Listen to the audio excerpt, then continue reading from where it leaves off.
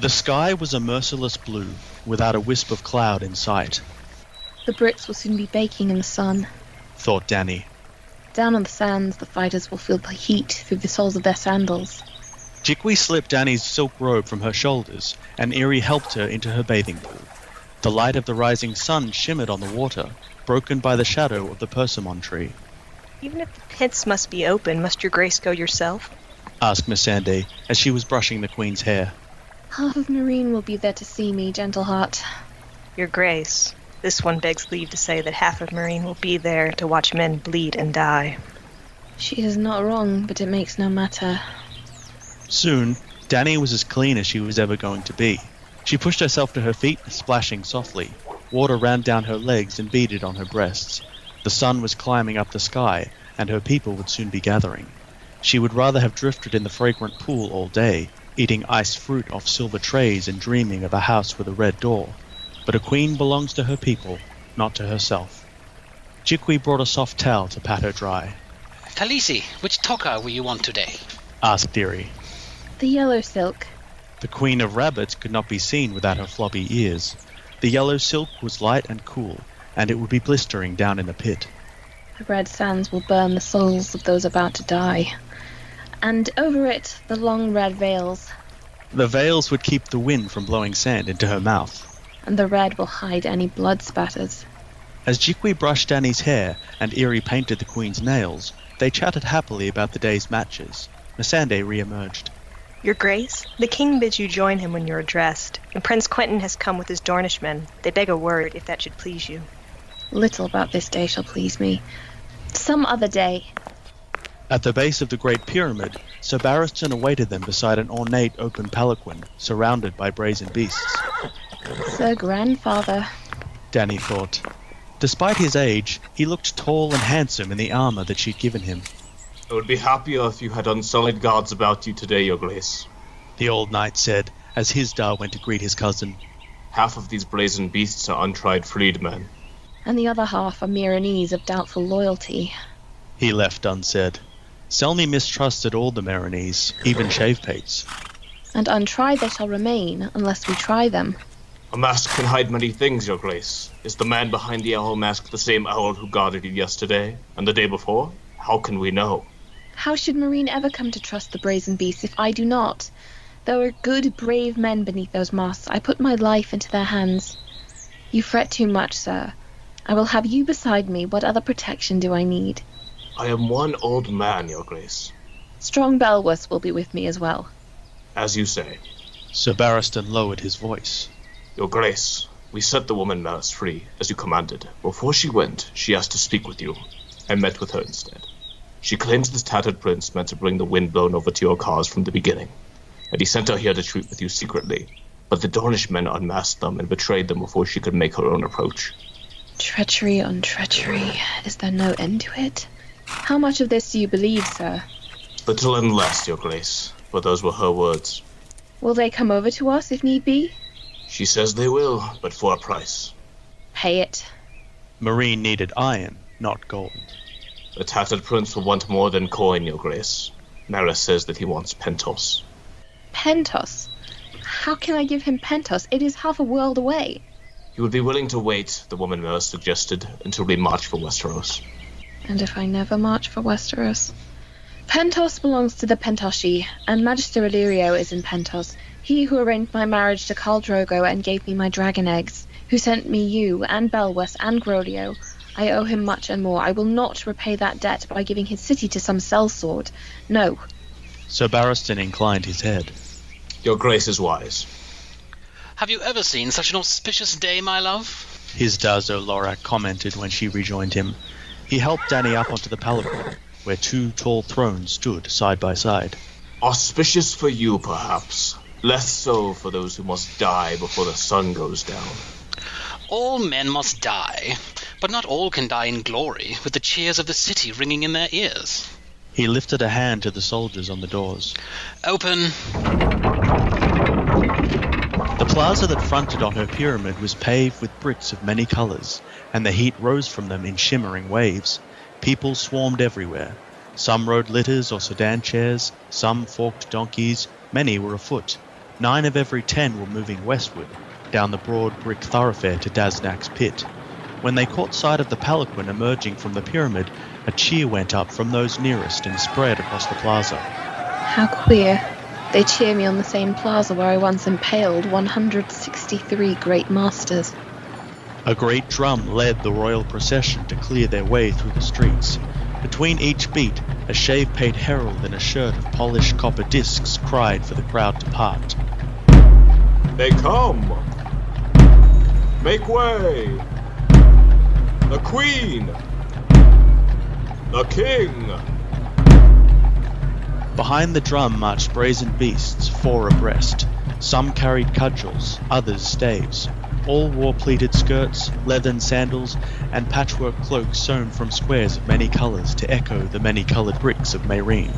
Their masks gleamed in the sun, boars and bulls, hawks and herons, lions and tigers and bears, fork-tongued serpents, and hideous basilisks.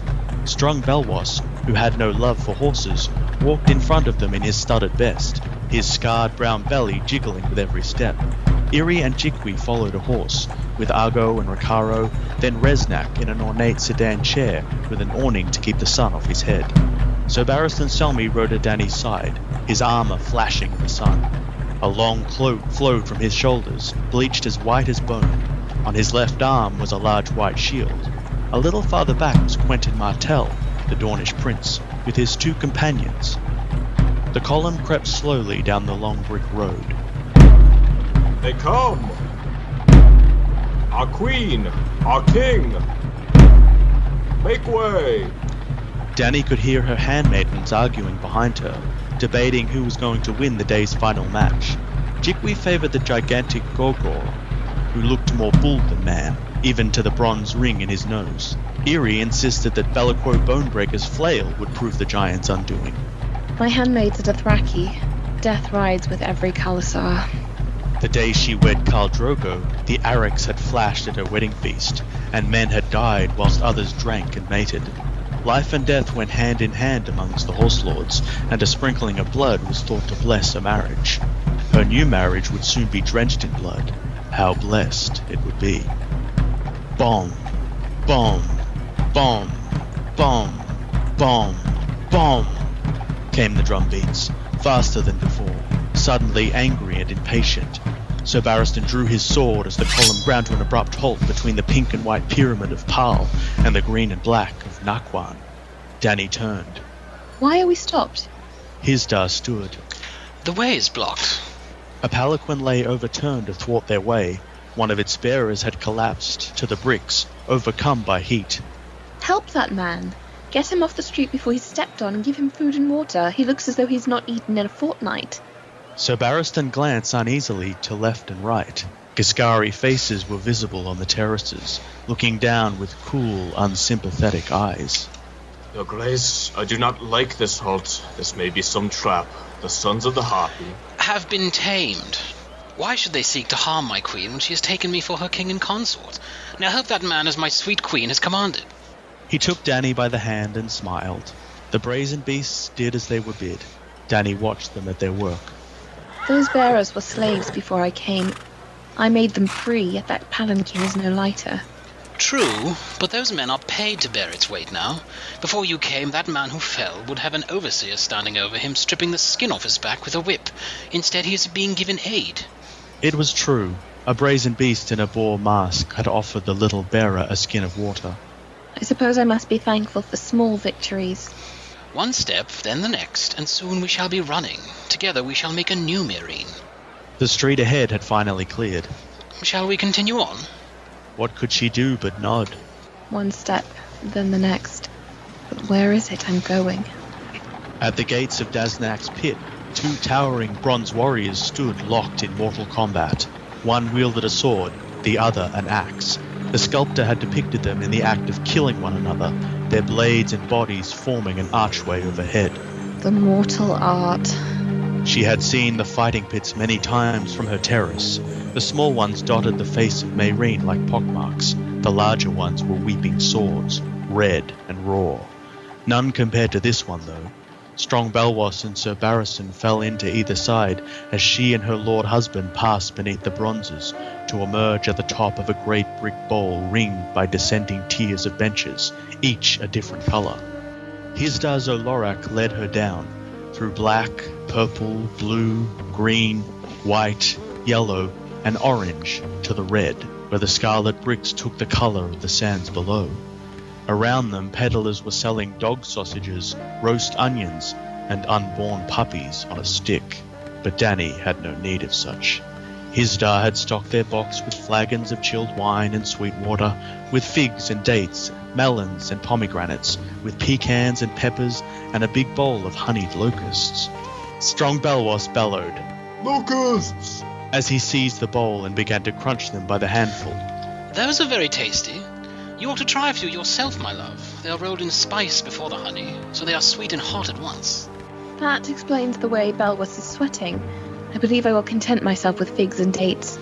Across the pit, the Graces sat in flowing robes of many colours, clustered around the austere figure of Galazar Galare, who alone among them wore the green.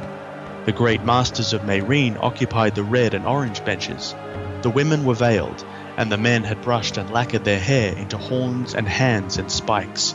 Hisdar's kin of the ancient line of Lorak seemed to favour tokars of purple and indigo and lilac, whilst those of Pal were striped in pink and white. The envoys from Yunkai were all in yellow and filled the box beside the kings, each of them with their slaves and servants. Meereenese of lesser birth crowded the upper tiers, more distant from the carnage. The black and purple benches, highest and most distant from the sand, were crowded with freedmen and other common folk. The sellswords had been placed up there as well, Daenerys saw, their captain seated right amongst the common soldiers. She spied Brown Ben's weathered face and Bloodbeard's fiery red whiskers and long braids. Her lord husband stood and raised his hands. Great masters, my queen has come this day to show her love for you, her people. By her grace, and with her leave, I give you now your mortal art. Meereen, let Queen Daenerys hear your love. 10,000 throats roared out their thanks, then 20,000, then all. They did not call her name, which few of them could pronounce. Mother, they cried instead, in the old dead tongue of Gis. The word was Mysa. They stamped their feet and slapped their bellies, and shouted, Mysa! Mysa! Mysa! Mysa! Mysa! Until the whole pit seemed to tremble. Dany let the sound wash over her. I am not your mother, she might have shouted. I am the mother of your slaves, of every boy who ever died upon these sands whilst you gorged yourselves on honeyed locusts. Behind her, Resnak leaned in to whisper in her ear. Magnificence, hear how they love you. No, they love their mortal art. When the cheers began to ebb, she allowed herself to sit. Their box was in the shade, but her head was pounding. Jiqui, sweet water if you would. My throat is very dry. Kraz will have the honor of the day's first kill. There has never been a better fighter. Strong Belwas was better. Kraz was Meereenese, of humble birth, a tall man with a brush of stiff red-black hair running down the centre of his head. His foe was an ebon-skinned spearman from the Summer Isles whose thrusts kept Kraz at bay for a time, but once he slipped inside the spear with his short sword, only butchery remained. After it was done, Kraz cut the heart from the black man, raised it above his head, red and dripping, and took a bite from it. Kraz believes the hearts of brave men make him stronger. Jiqui murmured her approval. Dany had once eaten a stallion's heart to give strength to her unborn son, but that had not saved Rhaego when the Magi murdered him in her womb. 3 treasons you shall know. She was the first, Jorah was the second, Brown Ben Plum the third. Was she done with betrayals? Ah, now comes the spotted cat. See how he moves, my queen. A poem on 2 feet. The foe Hisdar had found for the walking poem was as tall as Gogor and as broad as Belwas, but slow. They were fighting 6 feet from Dany's box when the spotted cat hamstrung him. As the man stumbled to his knees, the cat put a foot on his back and a hand around his head and opened his throat from ear to ear. The red sands drank his blood, the wind his final words. The crowd screamed its approval. Bad fighting, good dying. Strong Belwas hates it when they scream. He had finished all the honeyed locust. He gave a belch and took a swig of wine. Pale Carthene, black summer islanders, copper-skinned Dothraki, Tyroshi with blue beards, lamb men, Jogosnai, sullen Ravosi, brindle-skinned half-men from the jungles of Sotheros. From the ends of the world they came to die in Daznak's pit. This one shows much promise, my sweet. Hisdar said of a Lyseni youth with long blonde hair that fluttered in the wind. But his foe grabbed a handful of that hair, pulled the boy off balance, and gutted him. In death, he looked even younger than he had with a blade in hand. A boy? He was only a boy. 6 and 10. A man grown, who freely chose to risk his life for gold and glory. No children die today in Daznax, as my gentle queen in her wisdom has decreed. Another small victory. Perhaps I cannot make my people good, but I should at least try to make them a little less bad. Daenerys would have prohibited contests between women as well, but Barcena Blackhair protested that she had as much right to risk her life as any man. The queen had also wished to forbid follies, comic combats where cripples, dwarfs and crones had at one another with cleavers, torches and hammers. The more inept the fighters, the funnier the folly, it was thought. But Hisdar said his people would love her more if she laughed with them, and argued that without such frolics the cripples, dwarves and crones would starve. So Dany had relented. It had been the custom to sentence criminals to the pits. That practice she agreed might resume, but only for certain crimes. Murderers and rapers may be forced to fight, and all those who persist in slaving, but not thieves or debtors. Beasts were still allowed, though. Dany watched an elephant make short work of a pack of 6 red wolves. Next, a bull was set against a bear in a bloody battle that left both animals torn and dying. The flesh is not wasted. The butchers use the carcasses to make a healthful stew for the hungry. Any man who presents himself at the gates of fate may have a bowl. A good law. You have so few of them. We must make certain that this tradition is continued. After the beast fights came a mock battle, pitting 6 men on foot against 6 horsemen, the former armed with shields and longswords, the latter with Dothraki araks. The mock knights were clad in mail hauberks, whilst the mock Dothraki wore no armour. At first the riders seemed to have the advantage, riding down 2 of their foes and slashing the ear from a third. But then the surviving knights began to attack the horses, and one by one the riders were unmounted and slain, to Jikui's great disgust. That was no true Khalasar. These carcasses are not destined for your healthful stew, I would hope. Dany said, as the slain were being removed. The horses, yes. The men, no. Horse meat and onions makes you strong. The battle was followed by the day's first folly, a tilt between a pair of jousting dwarves presented by one of the younkish lords that Hisdar had invited to the games. One rode a hound, the other a sow. Their wooden armour had been freshly painted, so one bore the stag of the usurper Robert Baratheon, the other the golden lion of House Lannister. That was for her sake, plainly. Their antics soon had Balwas snorting laughter, though Dany's smile was faint and forced. When the dwarf in red tumbled from the saddle and began to chase his sow across the sands, whilst the other dwarf on the dog galloped after him, whapping at his buttocks with a wooden sword, she said, This is sweet and silly, but... Be patient, my sweet. They are about to loose the lions. Daenerys gave him a quizzical look. Lions? 3 of them. The dwarfs will not expect them. She frowned. The dwarves have wooden swords, wooden armour. How do you expect them to fight lions? Badly. Though perhaps they will surprise us. More like they will shriek and run about and try to climb out of the pit. That is what makes it a folly. Dany was not pleased. I forbid it. Gentle queen, you do not want to disappoint your people. You swore to me that the fighters would be grown men who had freely consented to risk their lives for gold and honour. These dwarves did not consent to battle lions with wooden swords. You will stop it. Now. The king's mouth tightened. For a heartbeat, Dany thought she saw a flash of anger in those placid eyes. As you command. Hisdar beckoned to his pitmaster. No lions, he said when the man trotted over, whip in hand. Not one magnificence? Where's the fun in that? My queen has spoken. The dwarfs will not be harmed. The crowd will not like it. Then bring on Barcena. That should appease them. Your worship knows best. The pitmaster snapped his whip and shouted out commands. The dwarfs were herded off, pig and dog and all, as the spectators hissed their disapproval and pelted them with stones and rotten fruit. A roar went up, as Barcena Blackhair strode onto the sands, naked save for breech clout and sandals. A tall, dark woman of some 30 years, she moved with the feral grace of a panther. Barcena is much loved, Hisdar said, as the sound swelled to fill the pit. the bravest woman I have ever seen. Strong Belwas said, Fighting girls is not so brave. Fighting strong Belwas would be brave. Today she fights a boar. Aye, because you could not find a woman to face her, no matter how plump the purse. And not with a wooden sword, it would seem.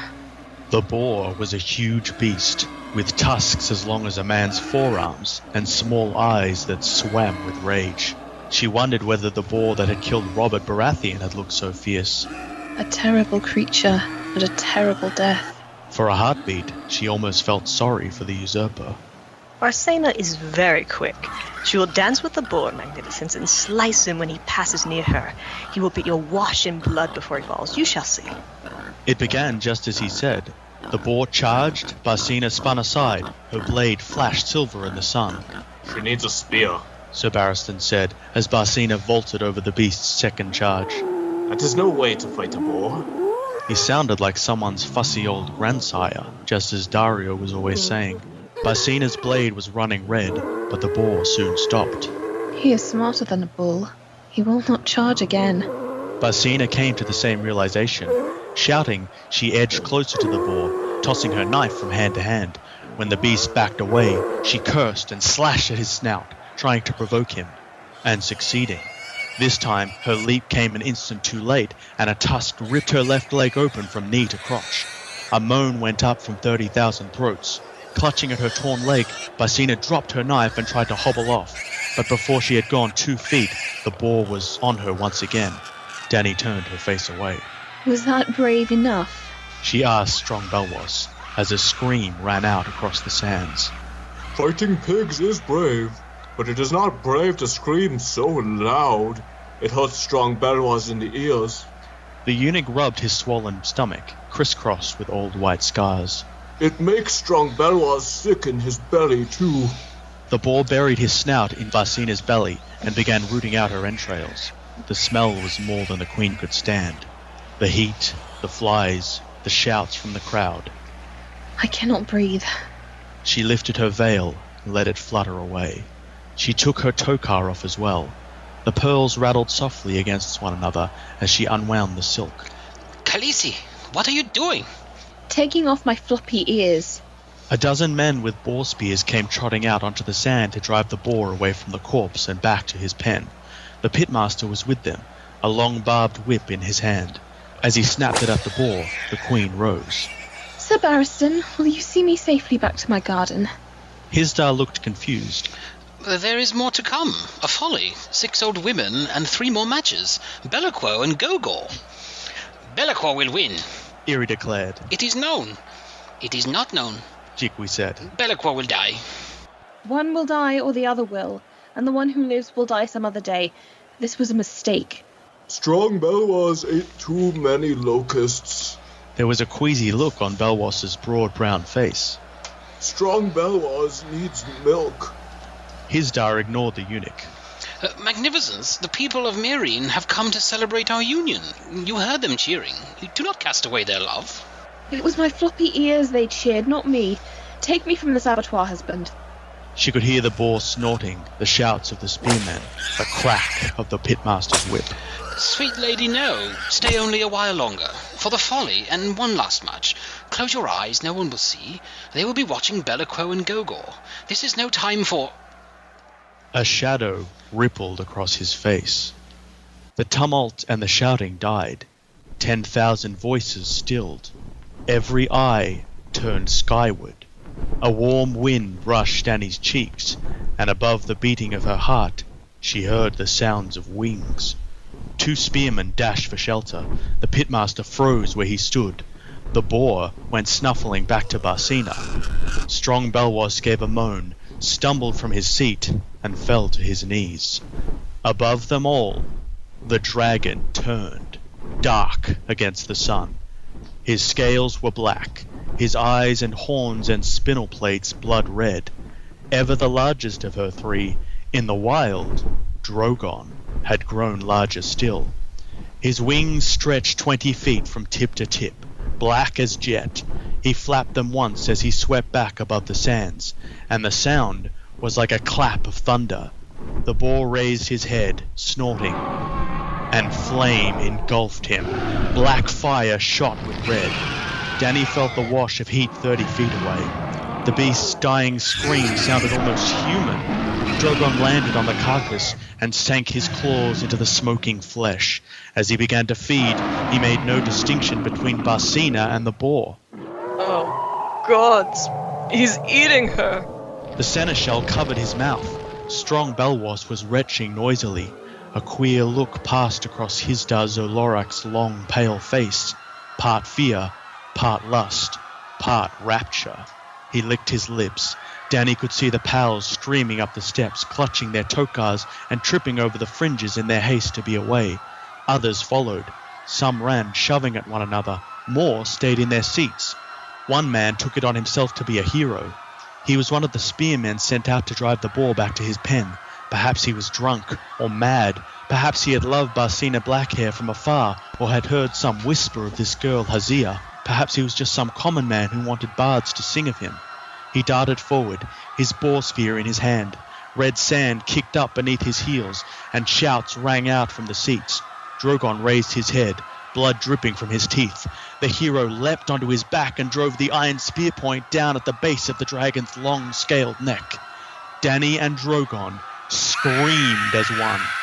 The hero leaned into his spear, using his weight to twist the point in deeper. Drogon arched upward with a hiss of pain. His tail lashed sideways. She watched his head crane around at the end of that long serpentine neck, saw his black wings unfold. The dragon slayer lost his footing and went tumbling to the sand. He was trying to struggle back to his feet when the dragon's teeth closed hard around his forearm. No! Was all the man had time to shout. Drogon wrenched his arm from his shoulder and tossed it aside as a dog might toss a rodent in a rat pit. Kill it! Hisdar zo Lorak shouted to the other spearmen. Kill the beast! Sir Barristan held her tightly. Look away, Your Grace. Let me go. Dany twisted from his grasp. The world seemed to slow as she cleared the parapet. When she landed in the pit, she lost a sandal. Running, she could feel the sand between her toes, hot and rough. Sir Barristan was calling after her. Strong Belwas was still vomiting. She ran faster. The spearmen were running too. Some were rushing towards the dragon, spears in hand. Others were rushing away, throwing down their weapons as they fled. The hero was jerking in the sand, the bright blood pouring from the ragged stump of his shoulder. His spear remained in Drogon's back, wobbling as the dragon beat his wings. Smoke rose from the wound. As the other spears closed in, the dragon spat fire, bathing two men in black flame. His tail lashed sideways and caught the pitmaster creeping up behind him, breaking him in two. Another attacker stabbed at his eyes until the dragon caught him in his jaws and tore his belly out. The Marinese were screaming, cursing, howling. Dany could hear someone pounding after her. Drogon! Drogon! His head turned. Smoke rose between his teeth. His blood was smoking too, where it dripped upon the ground. He beat his wings again, sending up a choking storm of scarlet sand. Dany stumbled into the hot red cloud, coughing. He snapped. No. Was all she had time to say. No, not me. Don't you know me? The black teeth closed an inch from her face. You meant to tear my head off. The sand was in her eyes. She stumbled over the pitmaster's corpse and fell on her backside. Drogon roared. The sound filled the pit. A furnace wind engulfed her. The dragon's long scaled neck stretched towards her. When his mouth opened, she could see bits of broken bone and charred flesh between his black teeth. His eyes were molten. I am looking into hell, but I dare not look away. She had never been so certain of anything. If I run from him, he will burn me and devour me. In Westeros, the Septon spoke of 7 hells and 7 heavens, but the 7 kingdoms and their gods were far away. If I die here, Dany wondered, would the horse god of the Dothraki part the grass and claim her for his starry Khalasar, so she might ride the nightlands beside her sun and stars? Or would the angry gods of Gis send their harpies to seize her soul and drag her down to torment? Drogon roared full in her face, his breath hot enough to blister skin. Off to her right, Dany heard Barristan Selmy shouting, Me! Try me! Over here! Me! In the smouldering red pits of Drogon's eyes, Dany saw her own reflection. How small she looked, how weak and frail and scared. I cannot let him see my fear. She scrabbled in the sand, pushing against the pitmaster's corpse, and her fingers brushed against the handle of his whip. Touching it made her feel braver. The leather was warm, alive. Drogon roared again, the sound so loud that she almost dropped the whip. His teeth snapped at her. Dany hit him. No! She screamed, swinging the lash with all the strength that she had in her. The dragon jerked his head back. No! No! The barbs raked along his snout. Drogon rose, his wings covering her in shadow. Dany swung the lash at his scaled belly, back and forth until her arm began to ache. His long serpentine neck bent like an archer's bow. With a hiss, he spat black fire down at her. Dany darted underneath the flames, swinging the whip and shouting, No! No! No! Get down! His answering roar was full of fear and fury, full of pain. His wings beat once, twice, and folded. The dragon gave one last hiss and stretched out flat upon his belly. Black blood was flowing from the wound where the spear had pierced him, smoking where it dripped onto the scorched sands. He is fire made flesh, and so am I. Daenerys Targaryen vaulted onto the dragon's back, seized the spear, and ripped it out. The point was half melted, the iron red hot, glowing. She flung it aside. Drogon twisted under her, his muscles rippling as he gathered his strength. The air was thick with sand. Dany could not see, she could not breathe, she could not think. The black wings cracked like thunder, and suddenly the scarlet sands were falling away beneath her. Dizzy, Dany closed her eyes. When she opened them again, she glimpsed the Meereenese beneath her through a haze of tears and dust, pouring up the steps and out into the streets. The lash was still in her hand. She flicked it against Drogon's neck and cried, Higher! Her other hand clutched at his scales, her fingers scrabbling for purchase. Drogon's wide black wings beat the air. Dany could feel the heat of him between her thighs. Her heart felt as if it were about to burst. Yes. Yes. Now. Now. Do it. Do it. Take me. Take me. Fly!